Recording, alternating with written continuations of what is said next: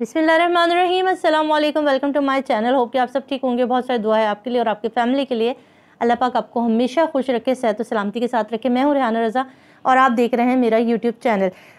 आज एक अदालती तहरीर बयान आपके सामने मंजर पर आ गया है कि उसके मुताबिक अब हम मग़विया बच्ची जो है उसका नाम नहीं ले सकते और ना ही थंबनेल पर अब उसकी तस्वीर लगा सकते हैं, क्योंकि माइनर बच्ची है और जो इस तरह की बच्चियाँ होती हैं जिनकी बाजियाबी हो रही होती है तो उनका हम नाम और तस्वीरें लगाना इनलीगल होता है। तो आज के बाद हम लोग भी इस चीज़ के लिए मोहतात हो जाएंगे और अपने जो चैनल है उसके ऊपर ना तो बच्ची का नाम लेंगे और ना ही थंबनेल के ऊपर तस्वीरें लगाएंगे। तो यहाँ पर जो दूसरी वाली पार्टी थी उन्होंने भी कल एक वीडियो पैगाम जारी किया, अदालतों में भी गए। जी हाँ, मैं बात कर रही हूँ उस झूठी यूट्यूबर का जिसका नाम अब तो पाकिस्तान के बच्चे को पता चल गया है कि भाई वो झूठी यूट्यूबर है, वो थर्ड क्लास यूट्यूबर है। इसलिए मैं उनका नाम ले रही हूँ इस तरह से, क्योंकि उन्होंने काम ही ऐसे किए हैं। उन्होंने अगर काम अच्छे किए होते तो आज हम उन्हें अच्छे अल्फाज में याद कर रहे होते, मगर उनके काम ऐसे थे कि उनको इसी अल्फाज से पुकारा जाएगा। उन्होंने जी लीगली एक्शन लिया और 2 चैनल के नाम सामने आ रहे हैं जिनके खिलाफ वो कार्रवाई करने लगी हैं। उस चैनल का कसूर क्या है? उन चैनल्स का कसूर है कि उन्होंने इनकी सच्चाई आवाम तक पहुँचाई, इनकी हकीकत आश्कार की, इनके बारे में लोगों को बताया, जिसके लिए उन्होंने उनके चैनल्स के ऊपर लोगों ने कॉल्स की, मैसेजेस किए जो इनको पहले से जानते थे। उन्होंने अपना पॉइंट देना शुरू किया था कि जैसे ये लोग अपने चैनल पर कर रहे थे, इनके पास कोई ठोस ज़राए नहीं थे, कोई इन्फॉर्मेशन नहीं था। शुरू में इन्होंने एक इल्ज़ाम लगाया था मेहदी काज़मी साहब के ऊपर कि इनके जो ख़ानदान के लोग हैं वो इस मैडम को जो है वो फ़ोन करते हैं और बताते हैं कि भाई मेहदी साहब तो लड़की भगा कर ख़ुद लाए थे। तो जो बच्ची है मग़विया बच्ची, उसकी जो माँ है साइमा भाभी, वो भी एक भागी हुई थी, तो अल्लाह ने मकाफ़ात अमल किया है।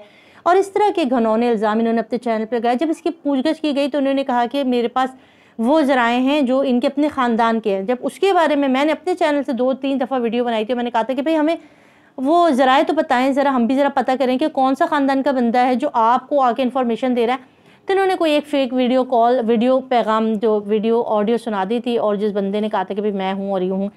तो ये कोई इसी तरह अब जो लोग कॉल कर रहे हैं मुख्तलिफ़ चैनल्स के ऊपर और मुख्तलिफ़ जगह पर फ़ोन करके मैसेज करके बताते हैं कि इनकी हकीकत ये है, ये इनको गुस्सा आ जाता है, ये फ़ौरन ग़फ़ा हो जाती है। अब इधर फ़ौरन 2 दिन मेरे ख़्याल में हुए इस वीडियो को आए हुए। अभी वो डॉक्टर निबिया जो हैं वो भी आई हुई हैं, वो भी बहुत सारी बातें बता रही हैं। तो उसके बाद इनको एकदम से गुस्सा आ गया। इन्होंने फ़ौरन ही जो है वो अदालतों को रुख कर दिया। हैरत की बात है भाई, आप इतनी फुर्ती थी, आप दूसरों के ऊपर, दूसरों की ज़ातियात पे आप कीचड़ उछालते रहे मुस्तकिल 3.5 महीने तक। आपने तो उस बाप को भी नहीं बख्शा जिसकी बेटी का केस था, ठीक है। आप उसके अंदर लगी रही और उसके बाद जब आपके ऊपर 2-3 वीडियो बनी है तो आपकी तो चीखें निकल गई, आप फ़ौरन पहुँच गई हैं जी अदालतों की तरफ। तो अदालतों से इंसाफ अगर आपको मिलेगा तो ज़रूर यकीनन हमें भी मिलेगा। और बहुत सारे लोग हैं जिनके लिए आपने वीडियो बनाई, नाम लिए और जिनके खिलाफ आपने कार्रवाइयाँ करी हैं। अभी उसके जवाब में कल इनसे किसी ने सवाल किया तो कहती हैं कि मेरा जो फैमिली बैकग्राउंड है ना, फ़ौजी बैकग्राउंड से मैं ताल्लुक़ रखती हूँ, मेरा फ़ौजी बैकग्राउंड से ताल्लुक़ है।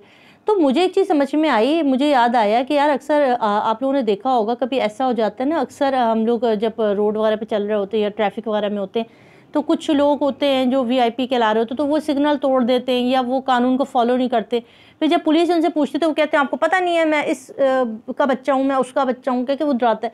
तो ये हमको डरा रही हैं कि भाई मैं तो फ़ौजी ख़ानदान से ताल्लुक़ रखती हूँ, मेरे पीछे कर्नल हैं, जनरल हैं ये। तो जिस औरत का अपना शौहर उसको नहीं बताना चाह रहा कि ये मेरी बीवी है, तो उसके ख़ानदान वाले क्या बताएंगे कि यार ये हमारा बंदा है, ठीक है, ये हमारी ख़ानदान की बंदी है। तो ये बड़ी ताज्जुब ख़ेज़ बात है कि इन्होंने जिस तरह से रोब डाला है कि मैं फ़ौजी ख़ानदान से ताल्लुक़ रखती हूँ। तो बाजी अगर आप फ़ौजी ख़ानदान से ताल्लुक़ रखती है तो हम क्या करें, ठीक है। और फ़ौजियों की बड़ी इज़्ज़त है हमारी नज़र में, अल्लाह पाक हमारी पाक फ़ौज को सलामत रखे, बड़े इज़्ज़तदार होते हैं। ये उनके लिए भी लम्हा फ़िक्रिया होगा कि उनके ख़ानदान में किस किस्म की खातून पाई जाती है। फिर उसी के जवाब में जहाँ इन्होंने ये चीज़ कही कि मेरा ख़ानदान जो है फ़ौजी है, तो वहाँ किसी ने सवाल किया कि जी हमने तो सुना है कि आपके जो फ़ादर थे वो कहीं गार्ड वार्ड थे। तो उन्होंने कहा नहीं, फ़ौरन ख़ामोश हो गई। ये भी बड़ी अजीब सी कहानियाँ है भाई, इनकी कहानियाँ इनको ख़ुद भी समझ में नहीं आती हैं। और जो अच्छे ख़ानदान के होते हैं ना उनके काम अच्छे होते हैं, ठीक है। जो अच्छे फैमिलीज़ के होते हैं, जो रीज़नेबल फैमिलीज़ के होते हैं, उनकी शख्सियत से पता चलता है। उनको बताना नहीं पड़ता कि मेरा फैमिली बैकग्राउंड क्या है, मैं किस ख़ानदान से ताल्लुक़ रखती हूँ, मेरे पीछे कौन लोग हैं। जो इंसान अपना, हर बंदा जो है ना अपना ख़ानदान का नुमाइंदा होता है, अपनी फैमिली का नुमाइंदा होता है। यहाँ पर आकर आप मीडिया के ऊपर कुछ भी बोलते हो तो आप अपनी फैमिली को रिप्रेजेंट कर रहे होते हैं। आपने आज बोल दिया मैं फ़ौजी फैमिली से ताल्लुक़ रखती हूँ, तो अगर आप फ़ौजी फैमिली से ताल्लुक़ रखती हो तो आपको छूट है, अगर मेरा फैमिली बैकग्राउंड पीछे फ़ौजी बैठे हुए, कर्नल जनरल बैठे हुए, तो मुझे क्या छूट है कि मैं चोरियां करूं, डाके मारूं, मैं कत्ल करके आ जाऊं, मैं लोगों के ऊपर कीचड़ छुलना शुरू कर दूं, मैं हराम कमाई खाना शुरू कर दूं? मतलब मैं हर वो काम, मेरे पर कानून लागू नहीं होता, मेरे पर कानून लागू नहीं होता, ये वाली सोच है। आप देख लीजिए इनकी सोच, किसकी मेंटालिटी देखें। ये पाकिस्तान के कानून को फॉलो ही नहीं करती। इन्होंने जब प्रेस कॉन्फ्रेंस की था, आप उसमें भी जाकर देखो, उन्होंने साफ तौर पे कह दिया हम किसी कानून को फॉलो नहीं करते। इनके पीछे कौन लोग हैं? ये ज़हीर गैंग के पीछे कौन लोग हैं? कौन सी ऐसी ताकतें हैं जो इनको इतनी ज़बानें हैं कि ये कानून को फॉलो नहीं करते? ये जब भी आए मौके पे बोलते हैं। मैं आज आपको चैलेंज करती हूँ, निकाल के लाएं आप अपने ख़ानदान के उन फ़ौजियों के नाम जो कर्नल जनरल हैं, जो बड़े बड़े लोग हैं। हम भी देखते हैं वो कानून के पासदारी नहीं करेंगे। वो कर्नल जनरल लाएं, मुझे नाम दे, मैं ज़रा जाके उनसे पूछूं कि अगर आपके ख़ानदान की एक फ़र्द आकर यहाँ पर मीडिया पे बैठ के किसी की भी तजलील कर रही है, इज़्ज़त की धज्जियाँ उड़ा रही, वो बाकायदा तौर पे कहती है मैं कानून को नहीं मानती, मैं अदलिया को नहीं मानती, तो क्या वो आपकी तायद करेंगे? वो कहेंगे कि हाँ हमारी ये जो बच्ची है ये बिल्कुल ठीक कह रही है, गुड? नहीं, मुझे नहीं लगता कि कोई भी हमारा फ़ौजी बंदा जो है ना वो इस तरह के लोगों की सरपरस्ती कर सकता है। और ये सिर्फ महज एक नाम है, ये नाम यूज़ किया जा रहा है। इसने कोई भी पाकिस्तानी बड़ी बड़ी चीज़ों को नहीं बख्शा। इसने अदलिया को नहीं बख्शा, इसने वकला को नहीं बख्शा, इसने सहाफ़ियों को नहीं बख्शा, इसने यूट्यूबर्स को नहीं बख्शा, इसने वालदैन की इज़्ज़तों को नहीं बख्शा, इसने बच्चों की हुर्मत को नहीं बख्शा, माशरे की बर्बादी की। अब एक रह गया था हमारे पास ये एक फ़ौजी, एक आर्मी जो हमारे मुल्क का फ़ख्र है, जो हर पाकिस्तानी का फ़ख्र है, उसका भी नाम इसने लेके डुबोने की कोशिश कर रही है कि लो भाई मैं अब इसका आखिरी नाम है, अब मैं इनका भी नाम ले लेती हूँ। तो अल्लाह रहम करे, बाजी बस कर दे, बस अब बस कर दे, सब्र, अब हमसे और बर्दाश्त नहीं हो रहा, तो अब ये हाथ जोड़ लिए, अब रहम करे हमारे ऊपर। हमें अपनी पाक आर्मी पे बहुत भरोसा है। जिस तरह से आप पहले अपने शौहर को जो सामने लाएं, वो तो आपको ओन करे कि वो कहे कि हाँ जी मैं फ़ख्र से कहता हूँ कि ये मेरी बीवी है, ठीक है। वो तो खुद छुपता फिर रहा है कि कोई रोड पे चलते उसको पहचान ना ले और बोले कि यार 2 जूते बीवी की तरफ के तुम भी खाते हुए जाओ, तो वो वाला हाल आपका है। फिर आप आके यहाँ पर बड़ी बड़ी बातें कर रही हैं, तो ये मज़ाइका ख़ेज़ बात थी। और इस पर जो है इनसे बड़ी पूछगछ होगी, क्योंकि अब ये खुद तो जो है वो अदालतों के फेरे लगा रही, क्योंकि इनकी जो जान है ना बड़ी अटकी हुई है। इतनी सारे इनके वीडियो चीज़ें जमा हो चुकी हैं कि अब इनका बचना मुश्किल है।